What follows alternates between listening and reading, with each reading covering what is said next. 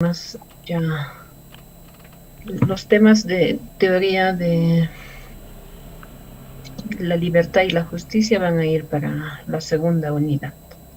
Así que ya nos hemos descargado de un poco de peso, podría decirse. Ya, buenos días también a la señorita Milagros. A ver. Buenos días, Dondi. A ver, vamos a quitar esto de acá.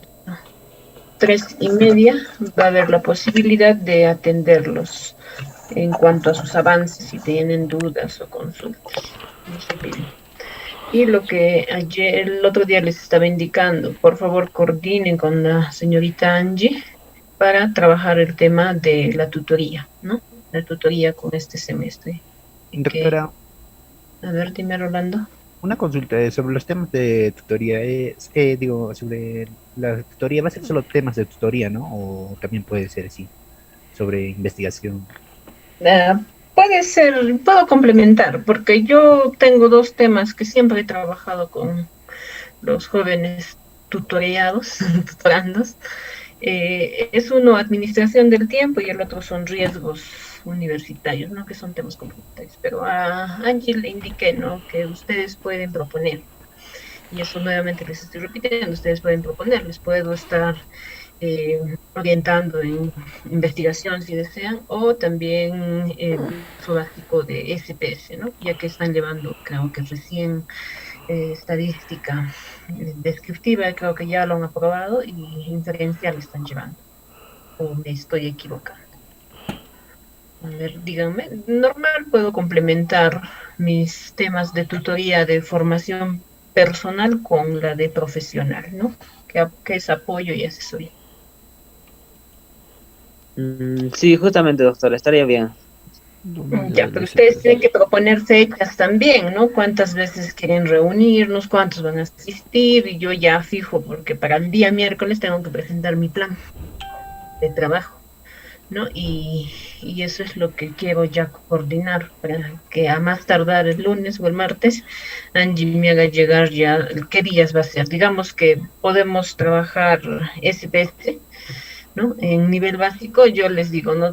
Vamos a conseguir datos, y es más, les estaba queriendo hacer de conocimiento de que con el grupo de quinto semestre voy a trabajar investigación formativa, ¿no? Yo voy a hacer la propuesta y ustedes van a ver cómo se hace el análisis, ¿no?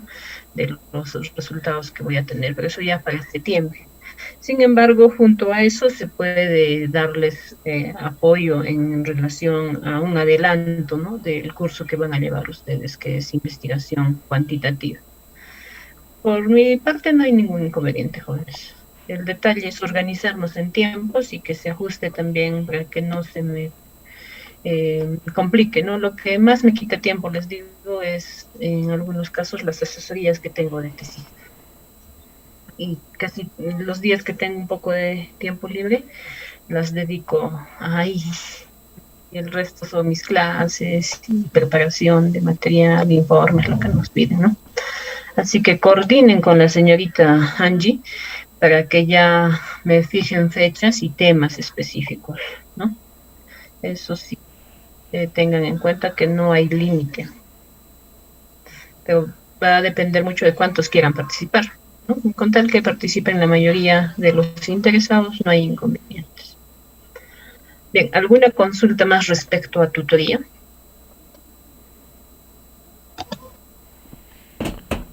Ya nadie me dice nada. Nada, doctora, solo eso está. Pero ya Angie ya le va a informar, ya lo vamos a hacer llegar a Angie. Ya, Sí. ya mínimamente 2 reuniones tienen que haber.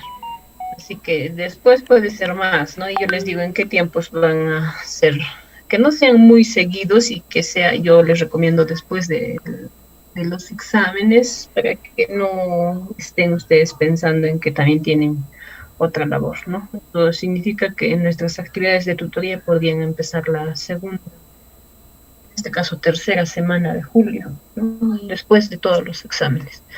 Ahí yo en qué estarían de repente con dificultades les puedo apoyar, ¿no? Y sobre todo en el tema de qué es lo que han hecho en investigación, sobre todo en estadística descriptiva, con datos que podemos obtener del mismo grupo, se puede trabajar, ¿no? Para que aprendan y a la vez puedan tener un poco de reforzamiento por esa parte. Así que eso también es válido, jóvenes. No solo es la parte de tutoría en formación humana, le dicen, ¿no? El tema del cómo el docente le puede orientar.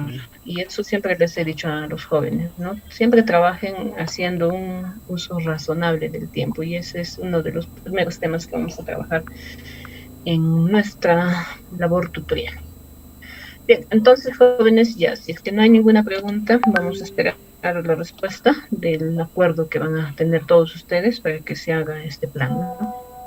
Bien, aquí hay algo que les quiero indicar. Son dos temas que nos faltan concluir y lo vamos a desarrollar hoy día, y es hasta este tema, el último, que es campos sociales de Pierre Bourdieu, lo que va a ingresar al examen, ¿no? Mañana, hoy día en la noche, lo puedo ya alistar y mañana les remito todo en la plataforma, pero en bloque las voy a enviar al WhatsApp del curso para que el día jueves ustedes ya tengan el material, ¿no? La mayor parte del material ya lo tienen en el Moodle, pero faltan complementar estos 3, creo, diapositivas como grupo. Ya, muy bien, Celia. Entonces, vamos a empezar, ¿no? Como les dije, Pierre Bourdieu es un sociólogo francés, sobre todo, interesado en el tema de los campos sociales, ¿no? Para él, a nivel mundial, se da referentes de comportamiento en las sociedades, sobre todo en relación a cómo se han ido formando las estructuras, que él lo llama como campos, ¿no? Y bueno, más allá de qué es lo que ha propuesto, tenemos que ver cuál es el fundamento de la teoría social de Bourdieu, ¿no? Acá ustedes pueden ver en esta imagen educación, agente fundamental de la reproducción. Esta reproducción entendida como el conocimiento que se pasa de generación en generación y que como objetivo tiene, en este caso, desarrollar acciones, sobre todo vinculadas a diferentes campos, ¿no? Y nos referimos al campo cultural, económico, político, social, ¿no? Y esto va a tener que explicarse a partir del capital, ¿no? El capital aquí lo menciona Bourdieu como el capital heredado en la familia, pero sin embargo hay que tener en cuenta que este capital va a ir de la mano con el capital que nosotros conocemos, ¿no? El capital cultural, que es lo que hemos heredado de tiempos antiguos y cómo eso se reproduce en la sociedad actual y cómo el agente de la educación, ¿no? Hace posible de que tengamos tradiciones, ¿no? También modos de transmisión y una evaluación escolar, porque esto es parte de lo que se critica también al sistema educativo a nivel mundial.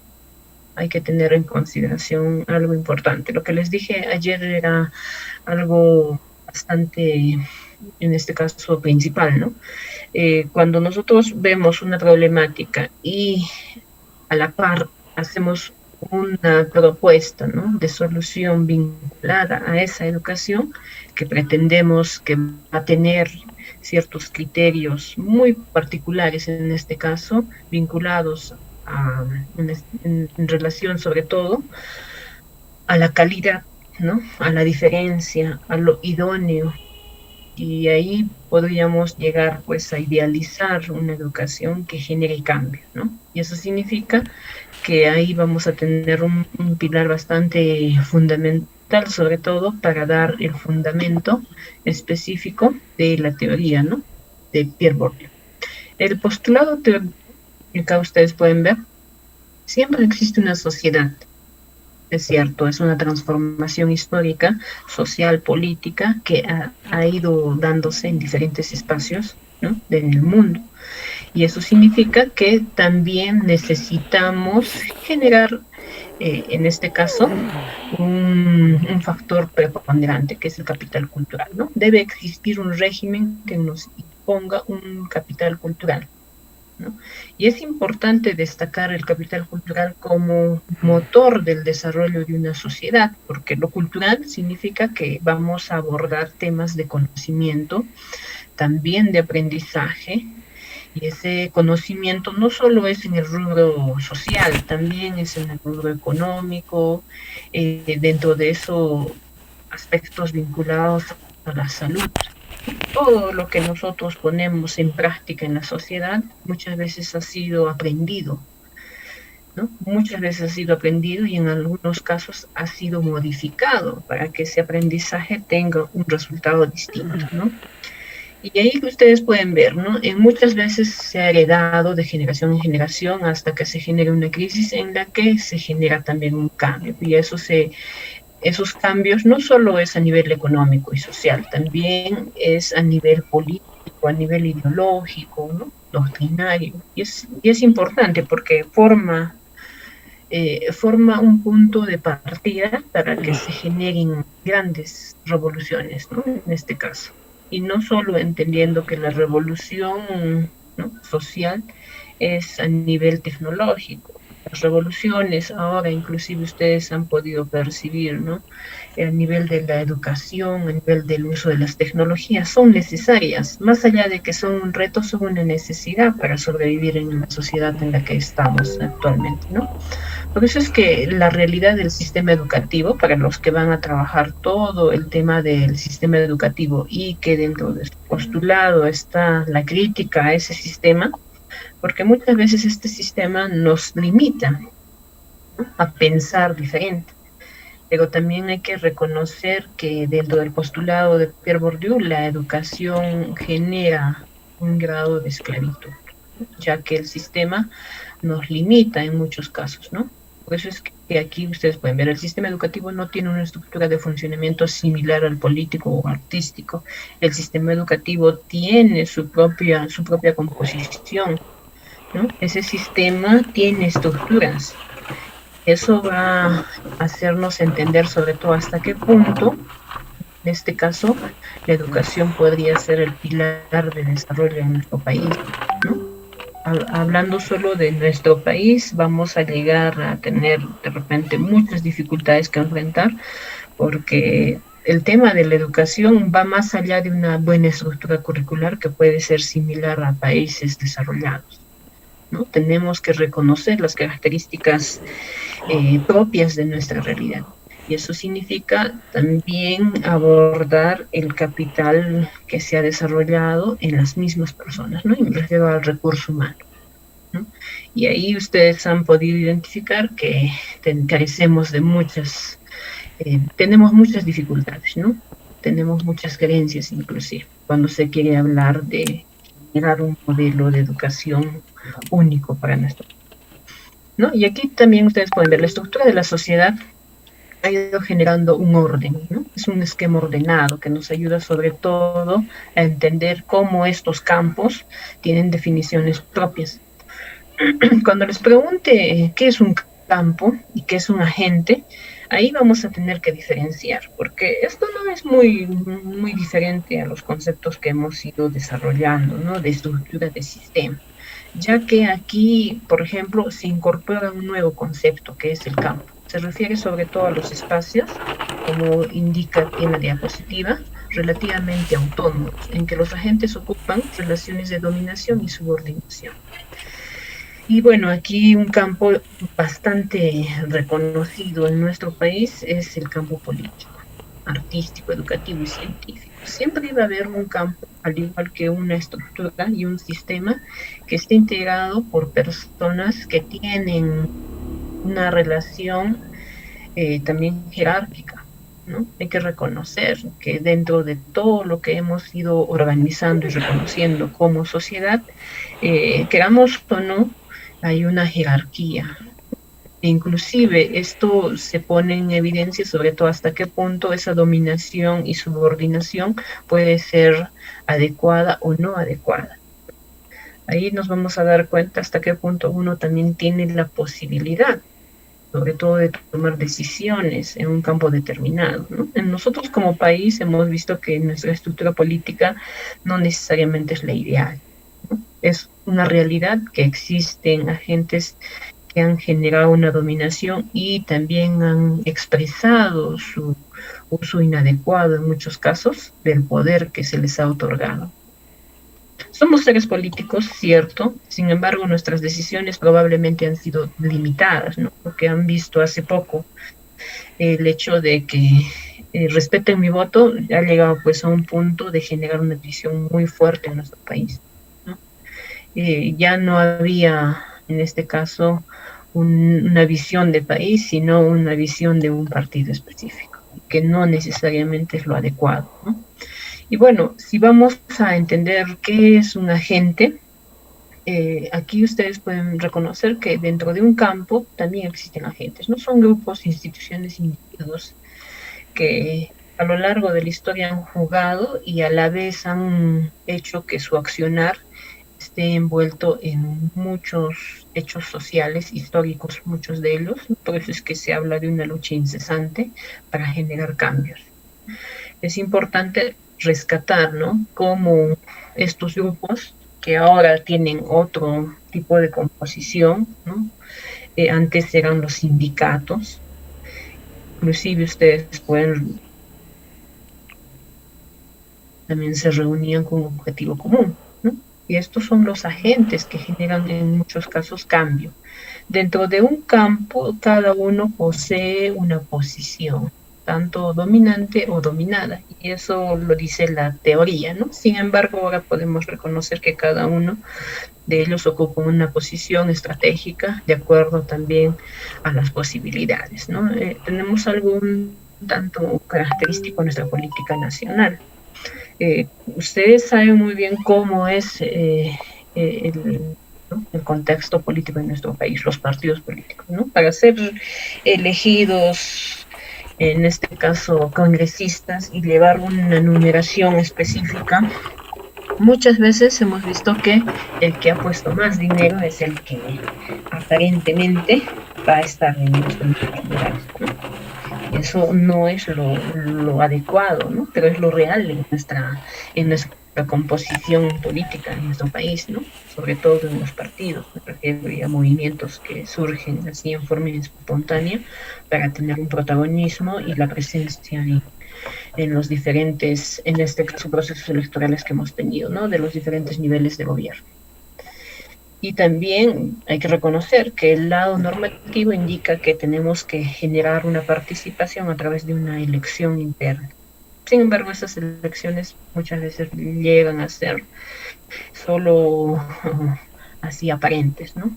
Eso es lo real. Sin embargo, hay que reconocer que esta posición de dominante y dominada en nuestra realidad va a tener un factor vinculado también a la posibilidad, ¿no?, de poner una cantidad de dinero. En el caso particular, ¿no?, de los grupos y movimientos políticos que nosotros tenemos. Eso es lo que hay que reconocer. No tenemos un sistema político bien estructurado, ¿no? Son pocos.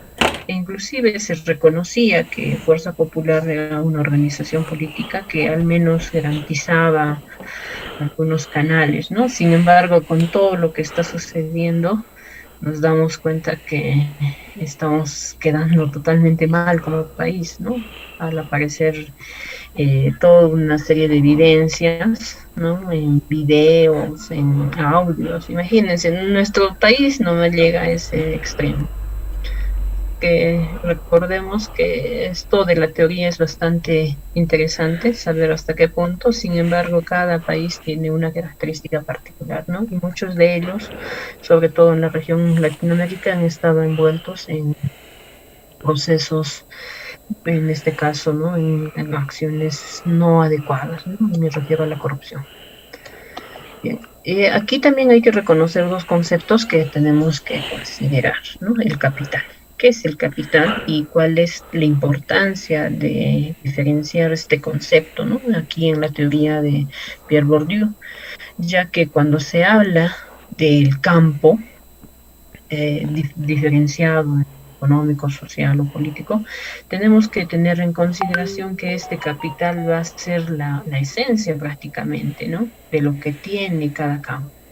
Y aquí ustedes pueden ver, consiste en lo que juega o por lo que se juega en el campo. Se menciona las relaciones que puede haber, ¿no? Hasta qué punto hemos conseguido el generar un prestigio, los contactos, el conocimiento, las habilidades, todo eso es un capital, es un recurso muchas veces intangible, ¿no? Y ahí todavía tendríamos que reconocer hasta qué punto valoramos. Existe una valoración económica de los recursos en forma cuantitativa, pero sin embargo, si yo les diría, a ver, vamos a cuantificar o estimar un costo de nuestra cultura nacional, ustedes van a probablemente tener una gran dificultad, ya que este capital va a ir diferenciado, ¿no? Por ejemplo, en nuestro país, ¿cuánto se revalora el aspecto cultural? ¿No? Y eso va de la mano con lo que nosotros conocemos, cuánto nos sentimos peruanos, y eso a la vez va a ir dado también con mucha simbología que se va desarrollando, ¿no? A lo largo de la historia. Eso significa que este capital no necesariamente está referido al capital económico. Estamos haciendo mención también a lo intangible y también a lo subjetivo, ¿no? El hecho de darle una valoración. Así como ustedes tienen todo una valoración en relación a sus familiares, ¿no? Su mamá o su Ca- papá tiene una valoración bastante, digamos, subjetiva, ¿no? Abstracta, y es posible inclusive que ni siquiera se pueda cuantificar, ¿no? Sin embargo, por el otro lado del capital, también reconocemos que en el campo económico las valoraciones van a estar de acuerdo a la posibilidad de pago, ¿no? También de algunos recursos, ¿no? Y me refiero sobre todo a las valoraciones económicas que se le da al medio ambiente y también al espacio en el que nosotros vivimos, ¿no? Así que este capital entendamos de que tiene dos lados, lo tangible y lo intangible. Lo intangible casi tiene un valor que es infinito, ¿no? No lo podemos en este caso dejar de lado, ¿no? Sin embargo, lo económico, y inclusive ustedes han visto, hay miles de posibilidades de generar un valor, ¿no? Y eso también va a ir de la mano con lo que la sociedad valora, ¿no? Y cree que es el capital. Por eso es que se habla mucho del capital humano, ¿no? Que se vuelve inclusive una reserva para la sociedad. Ustedes, en la edad en la que están, en la actualidad, son parte del capital humano que está en formación,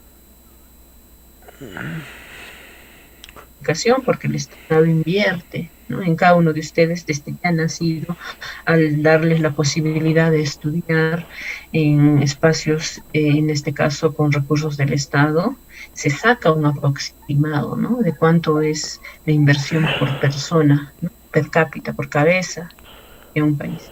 Sin embargo, el capital cultural ya es algo muy difícil de cuantificar, en el sentido de que hay recursos, sobre todo adquiridos por conocimiento y experiencia, que no necesariamente podrían tener una valoración. Para algunos, tener o sentirse peruano tiene un significado muy alto, y para otros no. Eso también es bastante difícil, sobre todo de homogenizar, ¿no? ¿Cuántos de ustedes,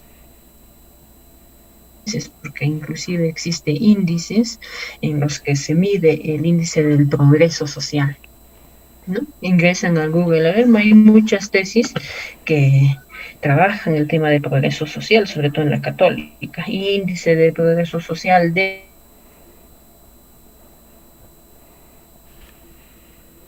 muchas, en el tema económico, muchos indicadores que van de la mano con el acceso a servicios, salud, alimentación, vivienda, ¿no? Consumo, ingresos. Pero también hay un lado que dejamos de lado, ¿no? Y que es también bastante importante, sobre todo para la sociedad, el tema de la identidad. Miren, aquí están los reconocimientos, la identidad a las personas, sobre todo los diplomas. Cuando una persona es reconocida como ciudadano, se le otorga, ¿no? Y es un derecho universal, inclusive el derecho a la identidad, al tener un nombre. Bueno, eso es lo que debemos de conocer del capital, ¿no? cada agente está dotado de un capital. Ustedes tienen un capital, es un recurso, con las habilidades, con las competencias que están en formación y que en muchos casos han desarrollado, forma parte importante de la sociedad, ¿no? Así que siéntanse orgullosos de ustedes mismos, ya que dentro de ustedes hay una inversión tanto cuantitativa como cualitativa que hace posible, ¿no? Pero también hay que reconocer que existen agentes que no tienen una posibilidad de ser considerados como capital, las personas que cometen delitos, ¿no? Tienen que ellos inclusive pagar una deuda, ¿no? Sobre todo ante la sociedad y rectificar sus acciones. Por eso es que cuando trabajemos el tema con Michel Foucault van a darse cuenta si realmente es acertado corregir a una persona de esa forma, ¿no? En un centro penitenciario con trabajos forzosos, porque en nuestro país hemos visto de que si la alternativa no es corregir, ya que no hay muchas posibilidades de corregir a un delincuente, la alternativa más drástica es pues la pena de muerte. Y si yo les pregunto en estos momentos a los 45 jóvenes si realmente eso sería una solución para los problemas que tenemos en torno a la violencia, violadores, ¿no? Imagínense, ese tipo de situación hace pensar que esa persona ya no tiene solución, no tiene ninguna inversión y peor estamos gastando en el sistema penitenciario que es bastante costoso, ¿no? Ellos todavía tienen privilegios que probablemente personas de escasos recursos no tienen, ¿no? Así que hay que ponernos a pensar cómo este capital en nuestro país tendría que tener puntos estratégicos, sobre todo para aquellas personas que cometen delitos, ¿no? A ver, Rolando nos dice, tienen su propia enfermera. Cierto, ¿no? Hay privilegios que probablemente los que estamos afuera en la sociedad no tenemos, y sin embargo los que están privados de su libertad por toda la cadena jurídica que nos enlaza con algunos pactos sociales hechos a modo de derecho, les otorgan, ¿no? Hay uno de sus compañeros de la primera o segunda promoción, no recuerdo, es médico, y él indica de que se fue a trabajar a Chayapalca en su primera experiencia como médico cirujano. En Chayapalca pues habían internos, delincuentes de alto rango de Lima que les habían trasladado a Chayapalca, ¿no? Conocen Chayapalca, me imagino que saben dónde es Chayapalca. Y el detalle es que hay personal que está pagando condena de narcotráfico que viven prácticamente con todos los lujos, no solo con enfermeras, sino con tiendas, tienen hasta calefacción, ¿no? Y el médico ahí está comiendo carne de burro, dice, y en cambio los otros comen bistec de primera. Casi la mayoría que están por narcotráfico, ojo, y los delincuentes comunes hacen todo lo posible para que se les vuelva a llevar al norte, ¿no? Aparte de que el frío es un castigo, sienten que están siendo pues vulnerados en sus derechos, ¿no? Imagínense, o sea, ellos tienen y buscan siempre el que se les reconozca sus derechos cuando ellos no reconocen los derechos de las personas en el momento en que llegan a matar. Sabemos muy bien que la delincuencia en nuestro país ha llegado a un punto que por un celular pierde la vida, ¿no? Y en Juliaca igual, en Puno igual, se han visto casos en los que probablemente enfrentarse, ¿no? A eso. A ver, Rodrigo, te escuchamos, que dinos. Sí, justamente, doctora, yo quería complementar, los delincuentes deben ganarse el pan con su sudor de su frente. Eso quería decir que, digamos, hoy en día los delincuentes entran a la cárcel y hay una estación, pero yo pienso que hay necesidades que tiene que atender el Perú, por ejemplo, limpiar las calles, deben estar limpios, hay muchas cosas, ¿no? Hacer puentes, obras, y tienen que ganarse el pan con sudor de su frente, o sea, incluso le dan comida, creo que en la cárcel, así. Le atienden bien, creo, entonces, eso para usted. Como les dije, en nuestro país aproximadamente hace 5 o 6 años se invertía por reo $10 al día. en toda su alimentación, ¿no? Y si ustedes recuerdan, antes el penal de Yanamayo era de máxima seguridad, e inclusive venían hasta terroristas a pagar condena, ¿no? Y ellos abogando de que tenemos todo un pacto jurídico con otros países, se amotinaban y pedían mejor colchón, mejor... Bueno, eso está totalmente, digamos, válido que se les reconozca sus derechos. Sin embargo, como dices tú, es cierto, tiene que haber pues una compensación. El Estado está invirtiendo. En algunos casos sí pagan algunas situaciones cuando el delito es diferente, pero en la mayoría de casos no. Ellos están pidiendo, y como les decías, su compañero me comentaba, ¿no? De que había muchos reos que a la fuerza se hacían heridas y se ponían inclusive sus heces, ¿no? Para que se les infecte, y ellos llegan a ser revisados con el médico y ser mandados a los lugares, ¿no? Porque tenían pues todo una conexión hasta ahora, podría decirse, con los que estaban afuera, y sobre todo si eran de bandas criminales, ¿no? Del norte, Trujillo, Lima, pues son lugares donde no se rehabilitan prácticamente estamos viendo cómo se especializan, ¿no? A ver, te escuchamos, Yuliño. Muy buenos días, licenciada. Justamente usted acaba de mencionar, ¿no? Que la mayoría de los delincuentes o los delincuentes ya que roban celulares, incluso se puede ver eso en las noticias, que hay robos y no se dejaron, no se dejó quitar el celular y lo mataron, ¿no? Y ya esto llega a casos extremos. Y una vez con mi padre estaba conversando y mi padre me dijo, ¿de dónde sacaron esas armas? Creo que para disminuir la delincuencia o disminuir los casos de muerte, porque la delincuencia no se va a poder disminuir, yo pienso que se debe prohibir la venta de armas. ¿De dónde sacan, o sea, personas que roban celulares tienen armas? ¿De dónde se sacan las balas? A ver, entonces tenemos que hacer la pregunta, ¿el tráfico de armas es ilegal? Entonces eso se debe priorizar, que no se debe vender armas, ya que así incluso los delincuentes tienen miedo al robar, porque si no tienen arma ya no tienen poder y autoridad, y eso puede causar que las personas lo pueden atrapar. Las personas no se enfrentan a los delincuentes. ¿Por qué? Porque simplemente tienen armas y tienen miedo a que les dispare. Entonces yo pienso que el sector, el gobierno debe priorizar en eso, debe priorizarse en decomisar las armas o prohibir la venta de armas, porque no se sabe de dónde salen tantas armas. Eso sería mi comentario, Luis. ¿Ya? Roban con cútero y cuchillo, igual es un delincuente, pues está utilizando una arma que atenta contra el otro. En nuestro país hemos llegado hasta extremos, como dice Yuliño, de tener la posibilidad de acceder a las armas. Es igual que el narcotráfico, no se sabe de dónde sale, pero sale. Y hasta inclusive tenemos personal de la policía involucrado en estos delitos, ¿no?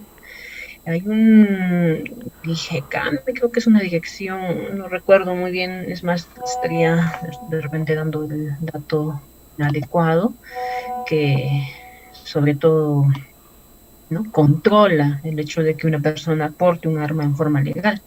Sin embargo, hay un sesgo muy importante que está poniéndonos en riesgo a toda la sociedad, es el hecho de que cómo se trafica con las armas, ¿no? Si son del Perú, si son de personal de la misma policía o del ejército, ¿no? Como dice Yuliño, primero sería bueno reforzar ese sistema para que no se venda, y si alguien tiene un arma se le sancione, ¿no? Porque ahora ya se ha hecho casi común ver que asaltan en Juliaca, ¿no?, en Puno, con armas. El otro día pensé que por el Día del Campesino estaban reventando puetones, y en la noticia veo de que habían asaltado con arma y habían hecho disparos al aire. A mí particularmente me llama mucho la atención, ¿no?, cómo hemos llegado en pocos años a tener tanta inseguridad y que sea bastante complejo asumir esa responsabilidad para las autoridades, ¿no?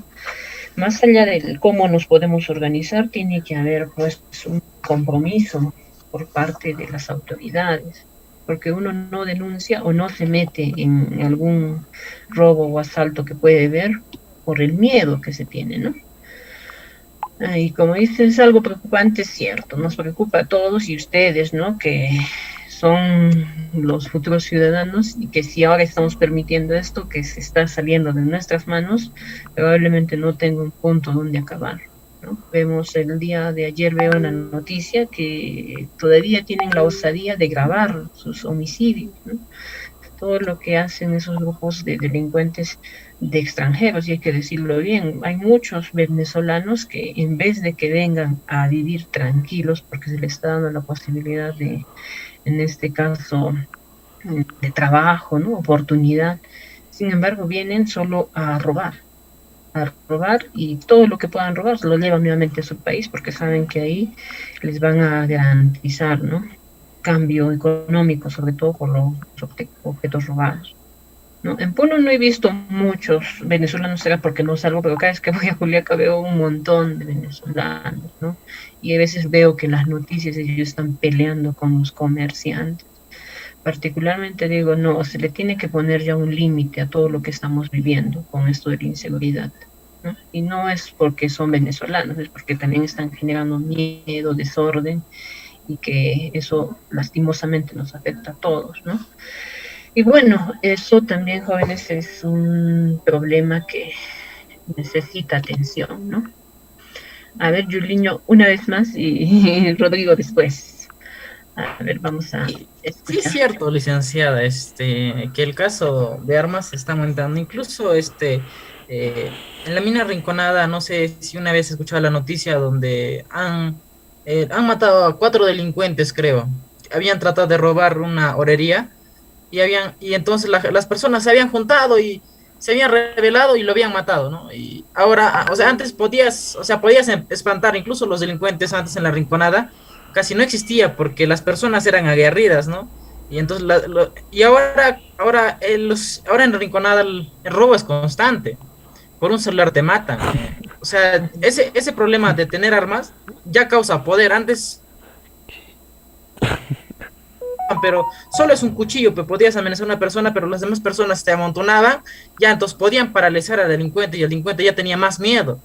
El robo de armas incluso hace que te sientas poderoso. Y es por eso que, no sé, sería priorizar, es mi vista de opinión, ¿no? Eso sería mi comentario. Ya, muy bien, cierto, ¿no? Hay que hacer todo un seguimiento de dónde salen las armas, porque muchas armas encontradas son de agentes todavía que están en ejercicio, ¿no? Me refiero a policías, ¿no? Ahí hay que reconocer y eso tendría que tener todo un seguimiento, porque las armas no se hacen, se compran, ¿no? Y el Estado compra, y si son de otro país, tiene también toda una serie de identificación para reconocer. Pero estamos pues en el Perú donde prácticamente la impunidad y el hecho de que quieras exigir algo pues se dilata el tiempo así como hemos visto y no se consigue nada, ¿no? Y lo que dice su compañera Celia es cierto, ¿no? Amenazan a nuestros comerciantes como si ellos fueran pues dueños de la tierra, ¿no? Y lo que decías es algo importante. Antes, en provincias, ¿no? Se veía la organización social, ¿no? La organización de las personas para enfrentar la delincuencia. Pero ¿qué hacemos si con una arma prácticamente nos limitan inclusive esa posibilidad de agarrar a un delincuente, ¿no? Y hay que tener en consideración, ¿no? Doctora, buen día. Bueno, Aparte de eso, lo que se está tocando el tema, no solo eso, sino que aparte de las normas, por ejemplo, yo estaba en constante viaje, entonces ahí es donde yo veo las noticias y me rodeo de más personas, entonces me dicen, ¿no? Ellos ya no tienen miedo porque saben que cuando se les detiene, pagan algo y después salen, o cuando además tienen 3 años, así nomás, no tienen miedo porque no hay un castigo allá donde están. Cuando cumplen su presión, por ejemplo, no trabajan, no hay un esfuerzo, entonces ellos no tienen miedo, es por eso que hacen la utilización de armas o prácticamente nunca van a tener miedo a nada.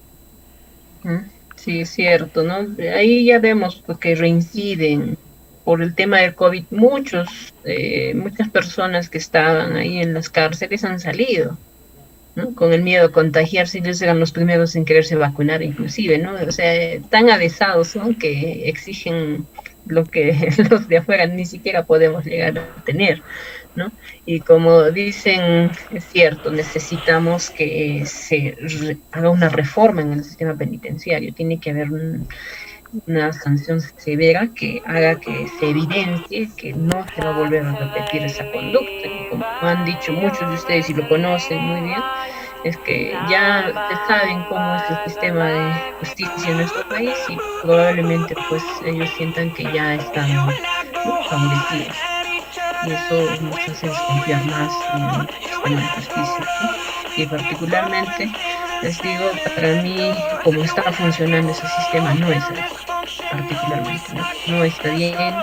Se supone que quien, así como ustedes, sus padres, todos trabajan, pagan impuestos, ellos deben de pagar todo lo que se está haciendo, más allá porque nadie ha pagado hasta ahora la deuda que se hace por corrupción o la deuda en conocidos, ¿no? Cierto, en nuestro país y en nuestra y ellos tenían también un accionar muy limitado, porque decir que nunca ha habido nuestras zonas donde vivimos es falso, ¿no? Siempre ha habido personas que delinquen y que eran conocidos y que a veces inclusive se les estigmaba, ¿no? Se les botaba de un lugar, en zonas rurales se les quemaba su casa y ellos se iban, ¿no? Sin embargo, ahora esto ya se ha salido de control, ¿no? Y así como menciona su compañero en la Rinconada, habían formas de cómo organizarse, eso también ha cambiado, ¿no? Así que hay que reconocer el hecho del problema que ahora necesitamos solucionar entre todos, porque no solo es echarle la culpa a un sector o al presidente o al alcalde, ¿no? Nosotros tenemos que prevenir también, no estar expuestos a que nos roben o que también en este caso seamos víctimas de asalto.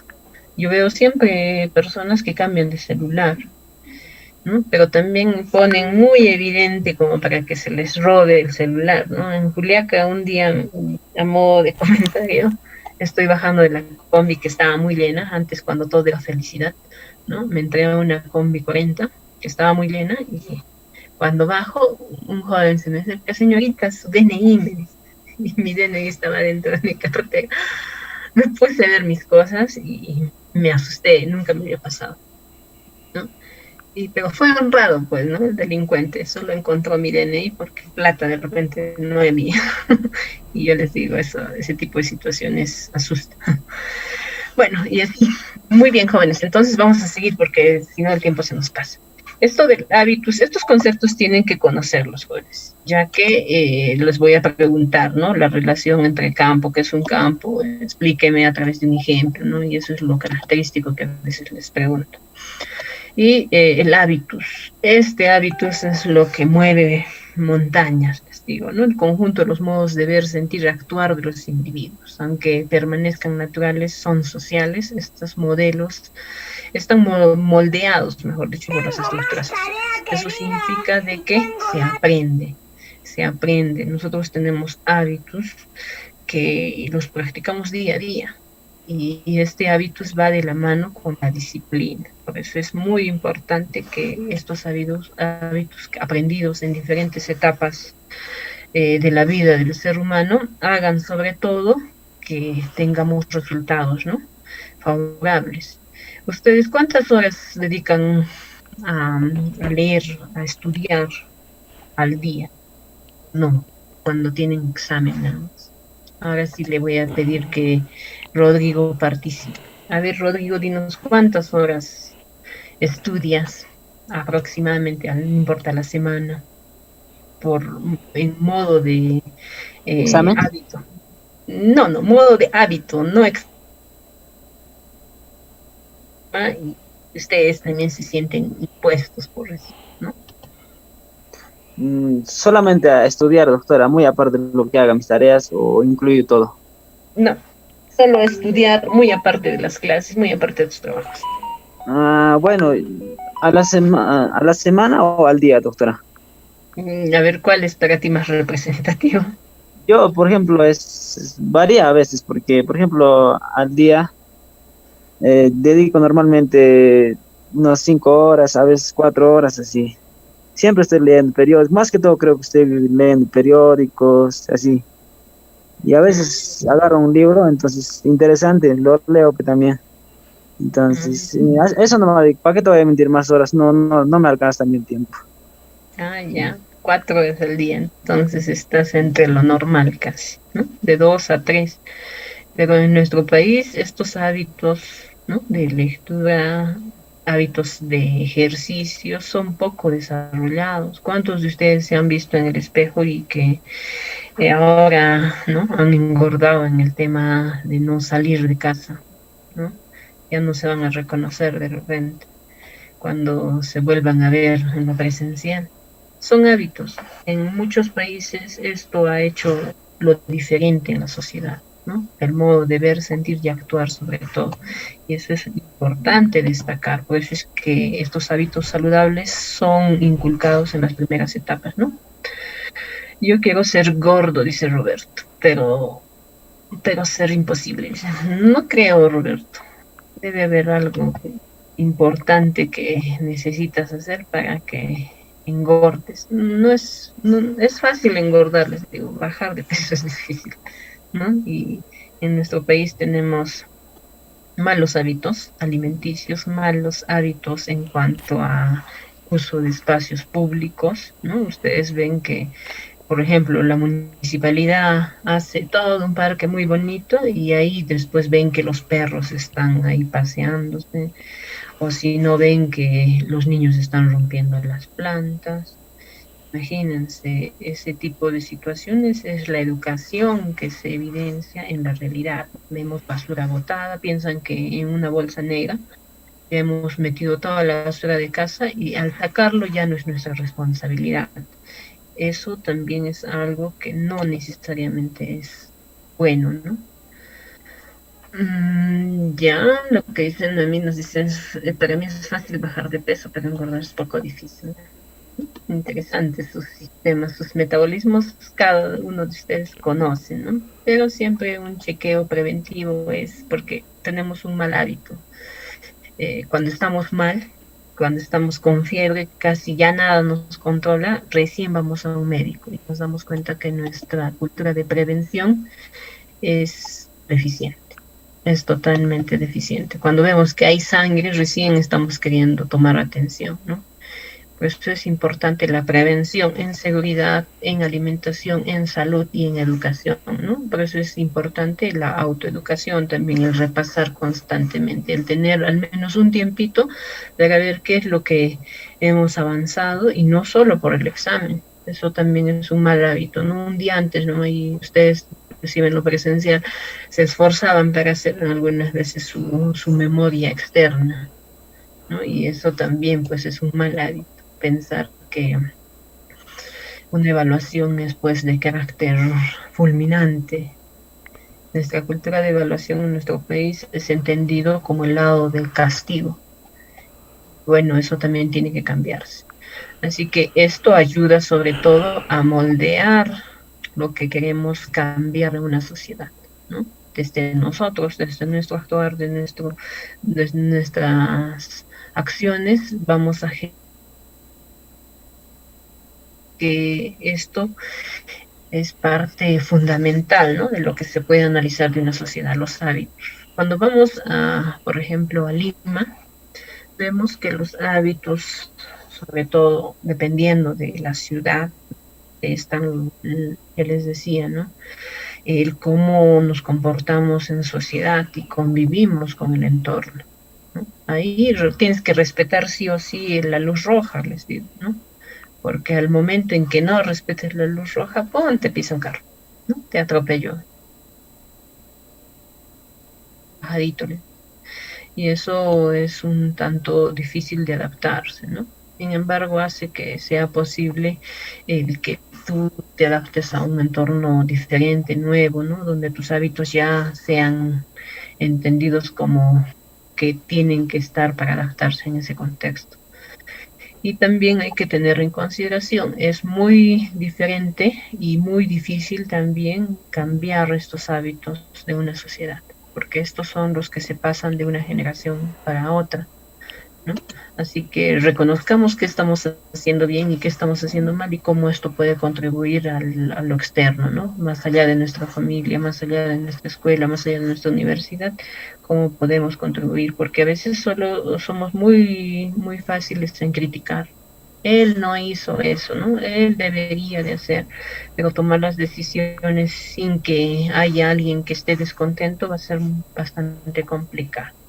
Así que no se olviden de los hábitos, porque nuestros hábitos son lo que nos pone sobre todo en un punto, ¿no? De ejemplo o también de mal ejemplo. Bien, aquí ustedes pueden ver la teoría de la violencia y el poder que propone Pierre Bourdieu. Y aquí también podemos reconocer sobre todo el hecho de la imposición, ¿no? Que tiene la acción pedagógica, y me refiero a la educación. Muchas veces aprendemos lo que en el espacio educativo nos han impuesto, ¿no? Y que hasta ahora de repente resulta siendo parte referencial, ¿no? De nuestro desarrollo y accionar como seres humanos. Esto significa de que muchas de estas situaciones con significancia importante son legítimas en el sentido de que las hemos aceptado, ¿no? Ustedes vieran el poder que tiene un profesor, ¿no? Sobre todo de inicial o de primaria. Ahí el papá de repente no tiene tanto poder como el profesor o la profesora, ¿no? Ustedes se han dado cuenta. Y eso también está visto desde este punto de vista, ¿no? Existe mucha imposición por la acción pedagógica que son legítimas, ¿no? Aceptadas, pero también existen cosas ocultas, ¿no? Los significados que esto puede tener. Y aquí también se menciona, esconden tras esas significaciones esa legitimación, ¿no? El aceptar que se ha impuesto poder de alguna forma y que permite también que en algún caso y también en muchas de estas acciones se ejerza violencia, ¿no? Ahí vamos a tener en consideración lo que Pierre Bourdieu mencionó, ¿no? La arbitrariedad de la acción pedagógica. Cuando la violencia simbólica que se ejerce a través de la educación tiene, en este caso, contenido cultural arbitrario y poder arbitrario, ¿no? Cuando nos dicen que es así, nos imponen, ¿no? Y a veces si contradices eso, probablemente estés fuera del sistema. Y aquí también hay algo importante, las relaciones de fuerza entre las clases y los intereses de la clase dominante. Hasta qué punto los grupos de poder ejercen sobre todo una fuerte violencia para que sobre todo no se imparta contenidos que podrían generar un cambio de opinión o percepción de la realidad. Por eso es importante reconocer, ¿no? ¿A quién le beneficia que nosotros vivamos en desconocimiento y a quién le beneficia que tengamos limitaciones, ¿no? Sobre todo en crear nuevas posibilidades de cambio, ¿no? Y me refiero en la inversión de tecnología, de educación, de investigación. En nuestro país se ha visto evidentes señales de que se ha abandonado el lado de la innovación tecnológica, por eso es que nosotros dependemos mucho de otros países, sobre todo ahora en la situación en la que estamos, ¿no? Tenemos que esperar a que alguien nos venda la vacuna y nos dé la posibilidad de seguir viviendo, ¿no? Hasta el año pasado nos hemos visto con ese limitante y los países que han tenido ese desarrollo tecnológico también tienen intereses. Hay que reconocer, existen industrias farmacéuticas, industrias tecnológicas que crean también grandes barreras para países como el nuestro, sobre todo para generar intereses de las clases dominantes, ¿no? Me refiero a las grandes hegemonías. Cuando nosotros solo podemos percibir, ¿no? A ver, yo pienso que a grupos de intereses se les favorece. Rodrigo es cierto, ¿no? Eso ya es casi notable, el tema de los limitantes que como país no hemos desarrollado en estos últimos 200 años de independencia, ya que estamos ahí hablando cada rato de el bicentenario, ¿no? En nuestro país hemos podido hasta tener la posibilidad de ensamblar carros, celulares, crear nuestra propia industria. Y nuestra propia industria que estaba desarrollando, tenía puntos de inicio, sin embargo, ha quedado pues ahí, ¿no? Rezagada, podría decirse. Alguien ha levantado la manito y ha bajado su manito.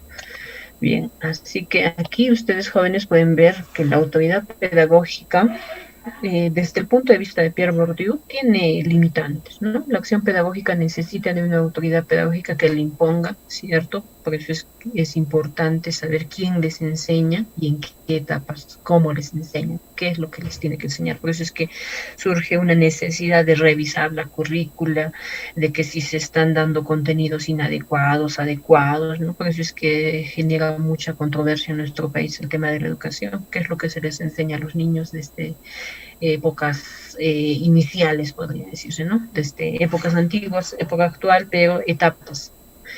Y no nos olvidemos algo importante, porque ahora se critica mucho el hecho de que se hayan sacado algunos cursos de nuestro sistema educativo, de nuestra currícula nacional, y que eran importantes. Ahora recién nos damos cuenta cuando ya lo han sacado y se nota que hay mucha juventud con desconocimiento de partes de la historia, ¿no? Aquí también se menciona en el punto 2 la relación existente entre la acción pedagógica y la autoridad pedagógica es que la primera debe recaer en la segunda. Ambas acciones son importantes, ¿no? Ya que al crear una acción se crea una autoridad y esta autoridad pedagógica ha recaído en su legitimidad hacia la subordinación.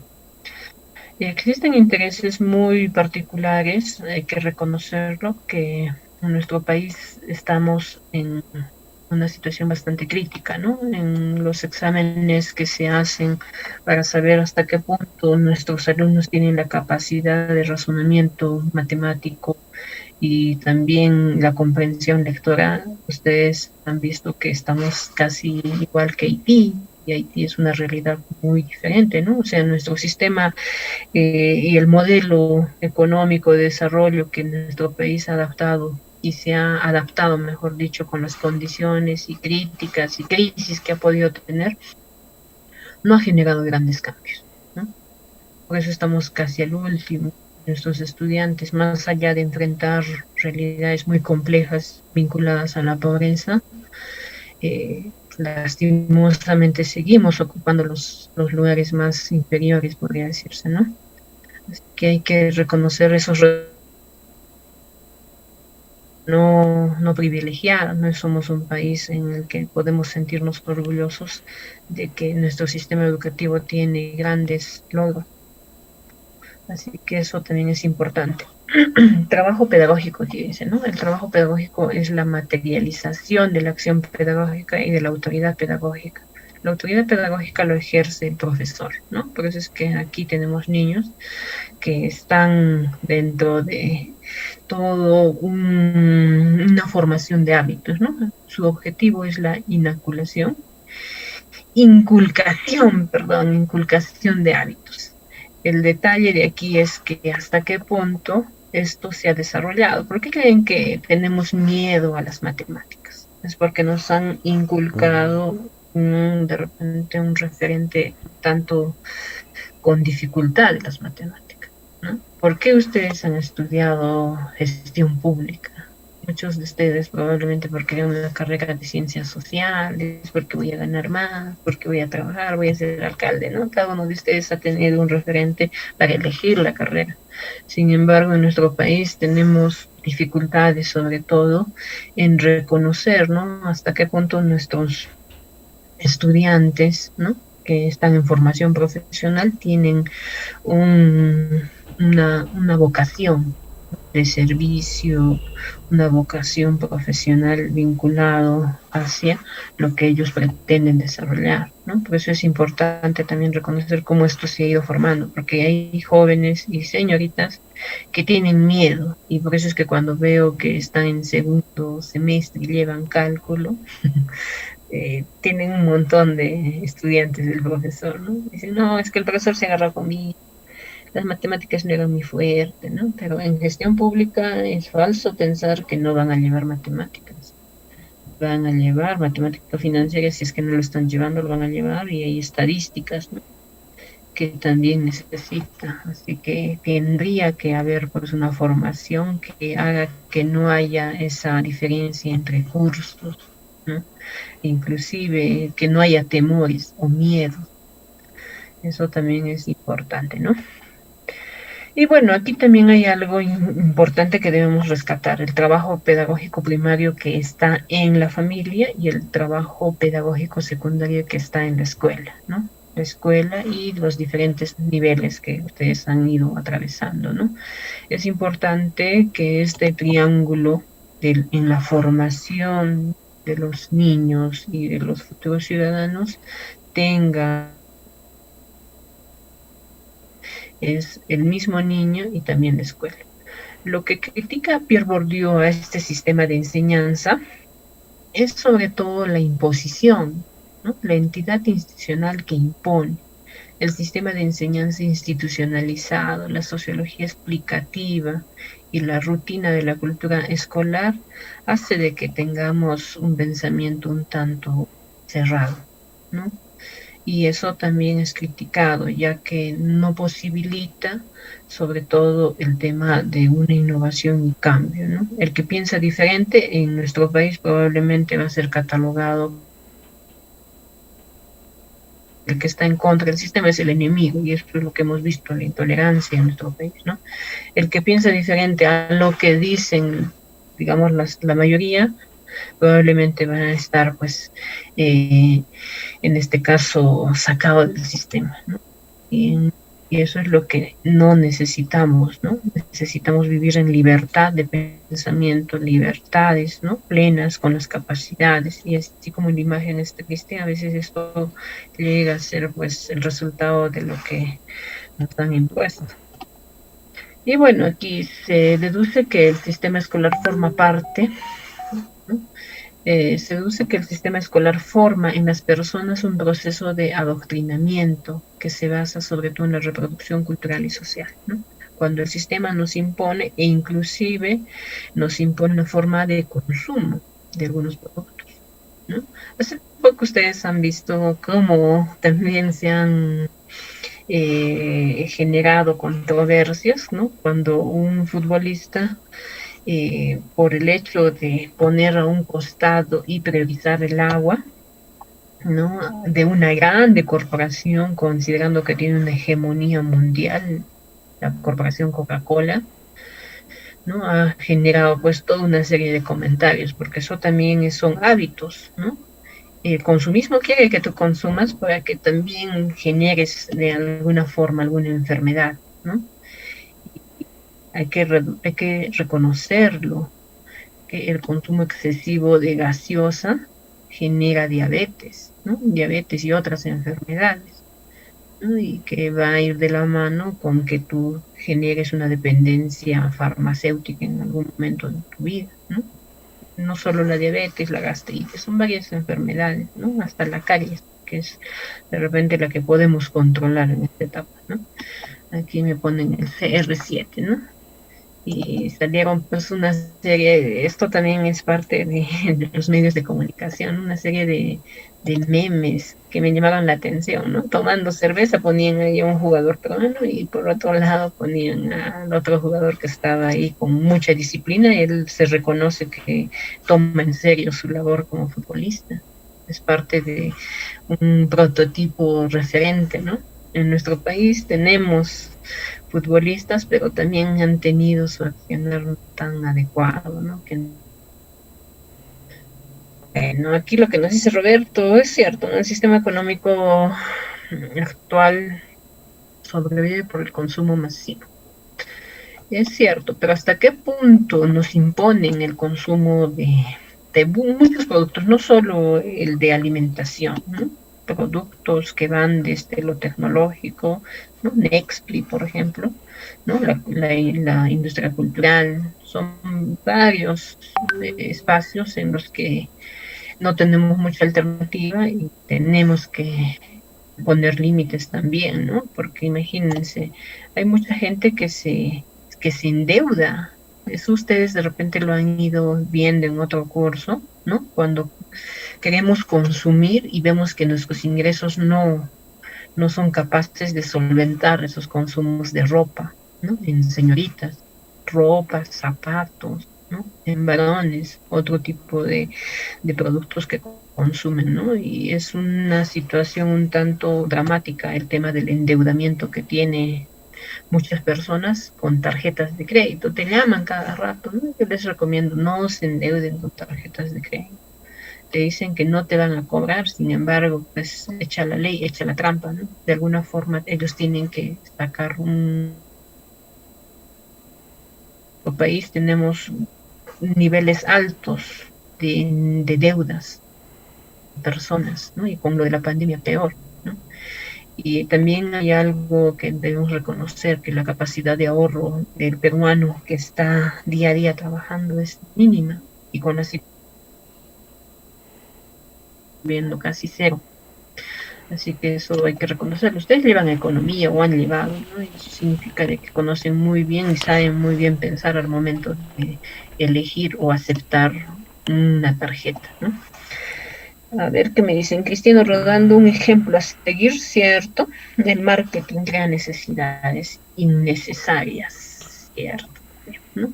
Así que esa forma de vender y también imponernos ha generado grandes desajustes e inclusive vinculados a la cultura, ¿no? Se deja de lado. El día de Halloween, por ejemplo, en Halloween, ¿no? Como una fecha vinculada a la cultura norteamericana, extraída de otros lugares, no es de nuestro país, pero en Culiacán, pues no, todo el mundo ya quiere estar disfrazado, ¿no? Hace años siempre veía el tema económico, cómo era el movimiento tan dinámico, ¿no? Todo niño quería tener su calabaza de caucho hecha en China, traída en grandes cantidades, ¿no? Y que hace poco, hace años no se veía, ¿no? Y todos los niños querían salir, ¿no? Imagínense, esa forma de percibir la realidad también está siendo creado en espacios educativos, ¿no? Y hay que reconocer hasta qué punto todo eso es beneficioso o no beneficioso, porque no todo es malo, hay que decirlo, no todo es malo, pero cuando eso afecta a la identidad, a la economía, eso sí ya va a tener pues implicancias no tan saludables, ¿no? Y bueno, aquí también podemos mencionar que el sistema, si eso tergiversa lo que se crea en un momento como bueno, no necesariamente, ¿no? Podría ser. Y bueno, Bourdieu postula que la escuela enseña una cultura de un grupo social determinado que ocupa una posición de poder en la estructura social, lo que se reproduce a través de una acción pedagógica, ¿no? Las que tienen siempre a reproducirse, eso significa de que esa clase o estos grupos van a tener que estar sometidos muchas veces, ¿no? ¿Por qué creen que lo que nos enseñan y cada año lo que nos enseñan probablemente no sea tan adecuado para la realidad, ¿no? A veces nos ponemos a pensar hasta qué punto todo lo que aprendemos resulta siendo útil. Y eso también tiene que tener pues todo un punto de partida, ¿no? Cómo se han hecho las políticas educativas en nuestro país y cómo eso refleja el cómo vivimos, porque nosotros podemos decir ya tenemos una cantidad, el ministerio puede estar orgulloso de que tenemos una cantidad de matriculados, ¿no? De egresados de colegio, porque eran los limitantes que como país enfrentábamos en un momento determinado, ¿no? El analfabetismo, ahora ya llevamos a otro tipo de analfabetismo, cuando vemos que no accedemos o no podemos hacer uso adecuado de las TICs. Sin embargo, eso nos pone a pensar, ¿no? Sobre todo el hecho de la acción pedagógica. Ahora lo que enseña en el colegio ya garantiza un cambio y que si eso podría generar desarrollo en un país, ¿no? Porque ya hemos mencionado muchas veces que con educación vamos a solucionar muchos problemas en nuestro país, ¿no? Pero ¿qué es lo que estamos educando? Y hasta qué punto las familias se educan, ¿no? Para generar cambios notables. Las maestrías, los MBA, me menciona Roberto, ¿no? Y bueno, con eso acabamos esta parte. Ahí acaba. Alguien me ha escrito que no puede registrar asistencia. A ver. Ya, Jenny, sí, sí, lo voy a ver por el tiempo que estás indicándome. Ya va a salir falta justificada, tardanza, algo así. Voy a ver cómo lo modifico tu asistencia, porque de varios jóvenes que ya les he mencionado están y no están registrando asistencia. A ver, Roberto, te escucho. Hola, buen día. ¿Se me escucha? Sí, te escucho, Roberto. Quería destacar eso de parte de lo que dice la legitimización de la dominación, el que postula Pierre Bourdieu. Yo sí escuché a este autor antes, ya en una conferencia que daba un psicólogo, y decía que esto lo ponía en un ejemplo, ¿no? Con las maestrías y los MBA, lo mencioné, y los doctorados, que digamos, la gente, digamos que, o digamos, ejemplo, yo salgo de aquí y yo voy a una organización y ahí voy a pasar un, digamos, un abuso laboral, o posiblemente, digamos, me hagan trabajar más horas y sufra, digamos, algunos abusos. Entonces voy a tratar de salir, pero no salir de ese esquema, ¿no? Que es de un esquema de los que pisan y abusan, sino que de nuevo para seguir a abusar yo también. Esta es la mentalidad feudal que tenemos todavía, ¿no? Y eso no solo se podía ver en de esto, en el lado académico, también en las empresas se podía ver, ¿no? Que cuando, digamos, una empresa, yo vi varias veces en Culiacán que agradece que tengas trabajo, todavía dicen, o sea, en ese nivel estamos y hay un problema, creo yo. Pero mi pregunta sería, ¿no? Hay una frase repugnante que en el Perú se menciona con frecuencia: el peor enemigo de otro peruano, el peruano es otro peruano. Y si eso es real, ¿cómo podemos cambiar esa lógica o esa mentalidad? Jorge Basadre decía, como yo lo menciono varias veces siempre aquí, en el Perú no tenemos clases dirigentes, solo clases dominantes. Y tiene mucha razón, creo. Y yo le preguntaría, o tengo esa cuestión, ¿no? ¿Cómo empezar cambiar esa, digamos, esa mentalidad feudal que aún existe en el Perú? Ya, esa mentalidad que es evidente que en muchos espacios económicos, sociales y culturales se ha ido reproduciendo, porque es producto de una reproducción social, significa de que a esa persona que tiene esta mentalidad alguien le enseñaba a pensar de esa forma, ¿no? Significa de que podría tener cambios en algún momento educando a las personas, educando, sobre todo respetando los derechos, respetando la igualdad que ante la ley todos tenemos, ¿no?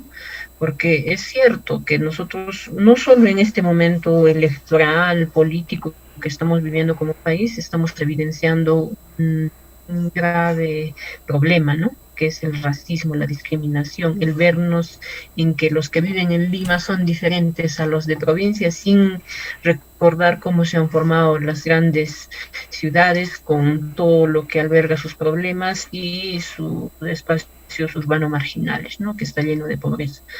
Esto va a ir de la mano con cómo vamos a ir formando nuevos ciudadanos, ¿no? Primero, porque si ahorita ustedes ven quiénes son más racistas, tienen un grupo etario definido, pero lo que preocupa es ahora cómo ahora están configurando el tema de hacer diferencias, ¿no? También hay que reconocer algo. Esto es una práctica que se ha ido dando desde años atrás, ¿no? Cuando se hacía una diferenciación de quien poseía tierra y quien trabajaba la tierra, ¿no? Pues es que inclusive ustedes pueden ver que hay música, ¿no? Que añora todos esos espacios, ¿no? Cuando alguien comete algún tipo de discriminación, ¿no? Hay una canción que es bastante conocida, Cholo soy, no me compadezcan, eso es un llamado de atención al cómo es nuestra convivencia social en nuestro país, ¿no?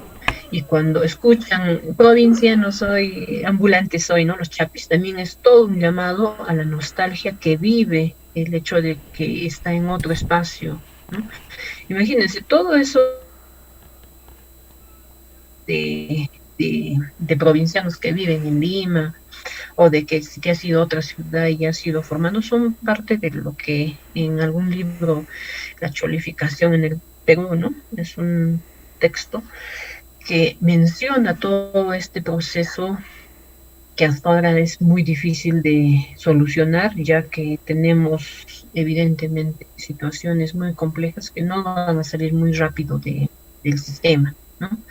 Y me refiero al sistema social, el cómo piensa una persona y cómo eso lo evidencia con un grado de discriminación muy alto, ¿no? Y lo que yo veo como una posible solución es el hecho de formar nuevos ciudadanos y los que están ahora formándose como profesionales, garantizar espacios en los que se respeten los derechos, ¿no? Tenemos una amplia gama de leyes que nos dicen que toda la acción discriminatoria pues es penada, es un delito, ¿no? Sin embargo, hacemos caso omiso cuando nos dejamos llevar por situaciones ahí de euforia vinculados a la política y simplemente agredimos, ¿no?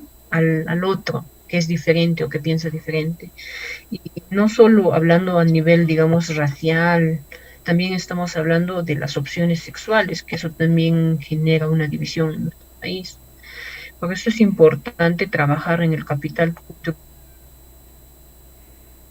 Tiene que haber un cambio, ¿no? Porque si esto se va dando como un círculo vicioso de que lo que yo repito es, ¿no? Si yo tengo niños desde su propio comportamiento, el niño va a aprender eso. Y si en la familia se va a dar ese mismo trato, no va a ser fácil acabar con esto. Eso significa de que tendríamos que poner atención a lo que se enseña y cómo se enseña y cómo se pone en práctica, ¿no?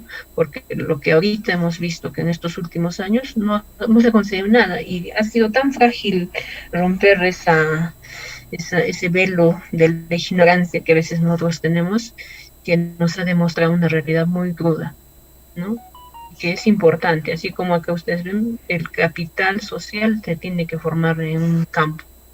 Y eso va a ir de la mano con nuestras prácticas, con nuestras costumbres, con nuestros hábitos. Si vemos que alguien ve que es totalmente, en este caso, racista, discriminador frente al otro, significa de que alguien le enseñaron, ¿no? Y es un círculo vicioso, es así como el círculo vicioso de la pobreza, ¿no?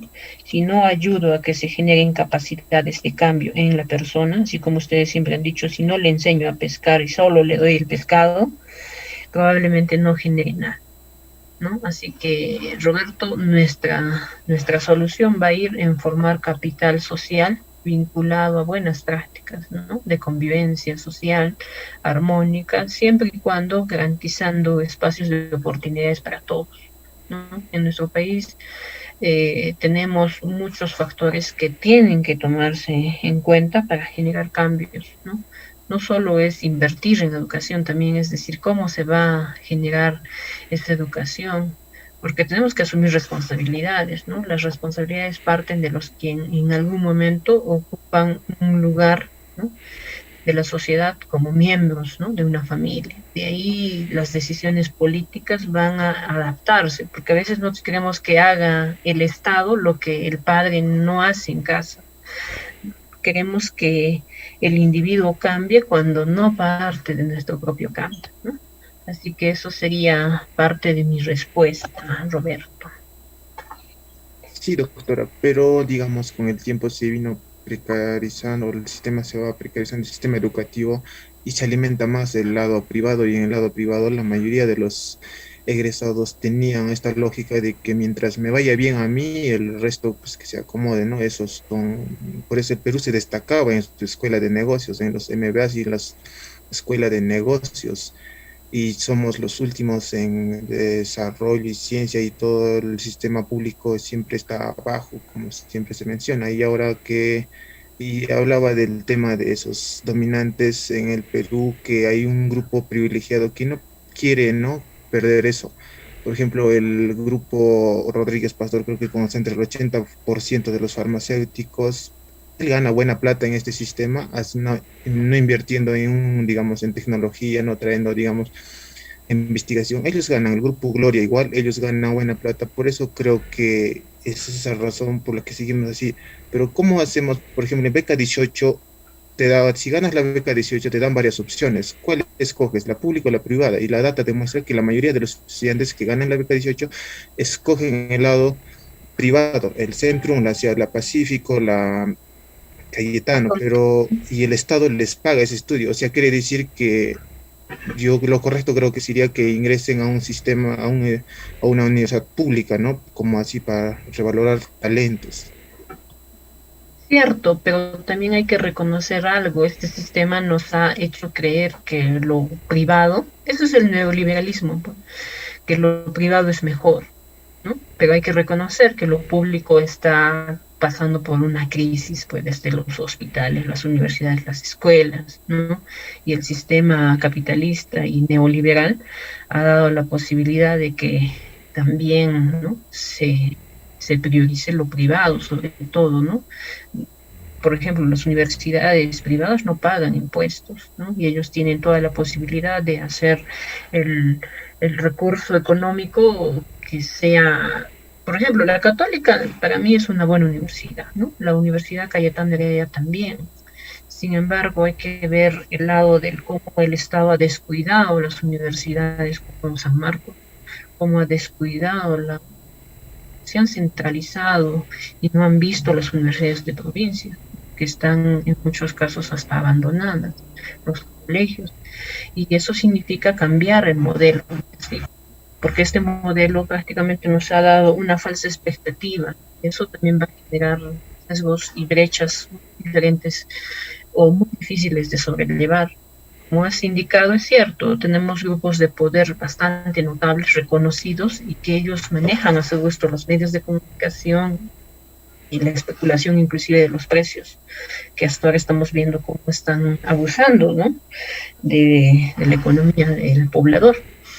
Sin embargo, habría que reconocer, ¿no?, porque es ahora bastante temeroso, se cambia el modelo, ¿no? Y hasta ahora estamos viendo cuántos se están aferrando a que no suceda eso, pero en nuestro país tendríamos que adaptarnos a una condición diferente, porque lo que ahora estamos viviendo no ha generado ventajas para la mayoría, ¿no?, solo para grupos.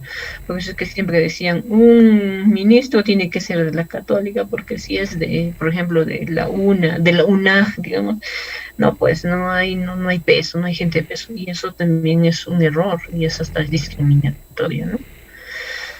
¿Qué es lo que quieren hacer?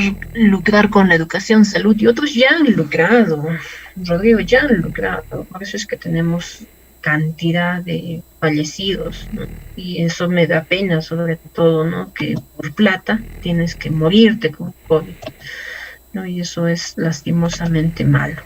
Yo les digo, esa falsa expectativa de que lo privado es mejor, eso es la imposición del neoliberalismo, ¿no? Pensamos que si lo van a privatizar va a haber mejor calidad, pero sin embargo nos privan de derechos, sobre todo, ¿no? Imagínense que priven el servicio de agua y que para todos sea impuesto un medidor, ¿no? En Juliaca, cuando ni siquiera todos tienen el servicio, ¿no? Ahí tendríamos que reconocer hasta qué punto esto nos ha generado también muchas diferencias, ¿no? Lo que quieren es mantenerlo cierto, pero habría que ver hasta qué punto, porque generando miedo no se gana nada, ¿no? Pero hemos visto que estos últimos años no ha sido muy saludable este sistema, ¿no? Porque nadie quiere ir a un hospital porque sabe que no le van a tratar bien. Cuando van a la clínica ya, pero estás pagando y se supone que ahí no debe ser de esa forma, ¿no? A ver, nos vendieron la idea de que todo lo público es bueno y eficiente y todo lo